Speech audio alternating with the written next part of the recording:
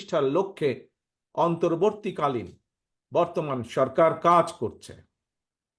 তবে মাফিয়া চক্রের প্রধান দেশ ছেড়ে পালালেও মাফিয়া চক্রের বেনিফিশিয়ারি অপশক্তি প্রশাসনের ভেতরে থেকে কিংবা রাজনীতির ছদ্মবরণে অন্তর্বর্তীকালীন সরকারকে চ্যালেঞ্জ ছুড়ে দেওয়ার অপচেষ্টা কিন্তু অব্যাহত রেখেছে।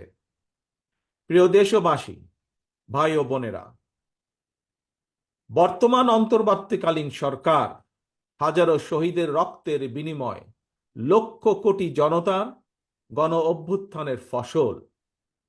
এই সরকারের কোনো কোনো কার্যক্রম সকলের কাছে হয়তো সাফল্য হিসাবে বিবেচিত নাও হতে পারে, কিন্তু এটি আমাদের প্রত্যেককে মনে রাখতে হবে, এই সরকারের ব্যর্থতা